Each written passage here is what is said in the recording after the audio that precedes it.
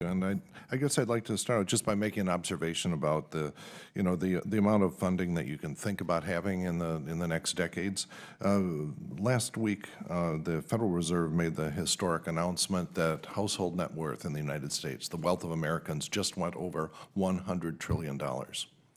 This is up $45 trillion since President Obama signed the stimulus, reversed the economic collapse, and triggers the economic growth that's going on today. So when people tell you there is not enough money to do this or that, the scale for that is what fraction of $100 trillion might we think about, using to travel to Mars or whatever your dream is.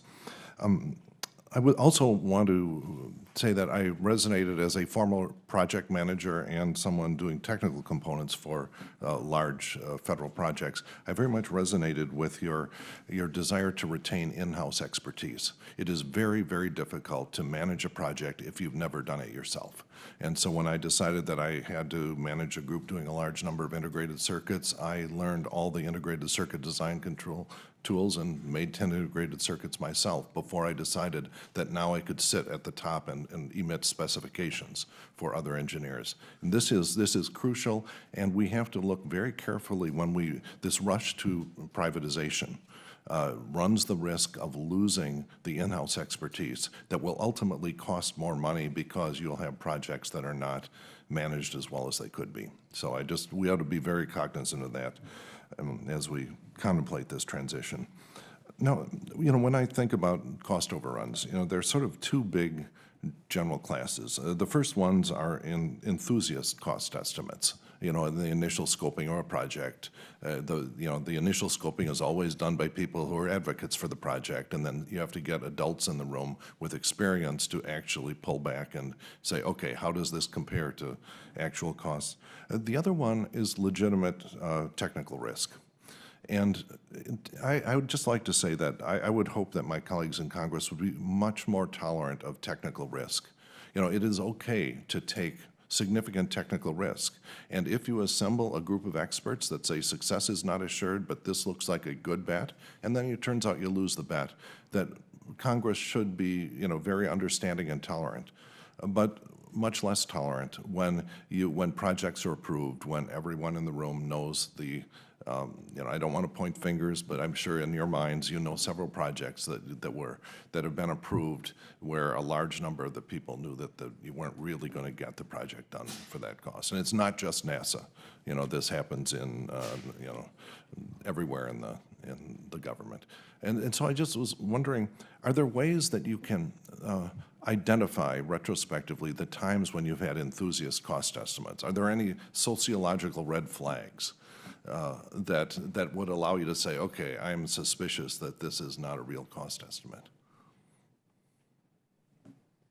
Yeah. I always, I can tell, like, when I'm suspicious. It's usually when there are very grand statements made about the program and the achievements that it's going to get seem overly exaggerated. And that's when you start wondering, are these estimates real? But I would say in the case of NASA, I kind of trust the process that they have because they do review those estimates pretty carefully. They have standing review boards that look at them before they make their decisions. They could have more independent estimating to kind of compare. That's one thing. But I do believe that their processes now, as opposed to a few years ago, are pretty rigorous in ensuring those estimates are complete. I would just add one thing you said about taking risk. You need to still do that. I think there is a concern within NASA and other places in the government that we're not taking enough technical risk, that we're too afraid to do that. I concur.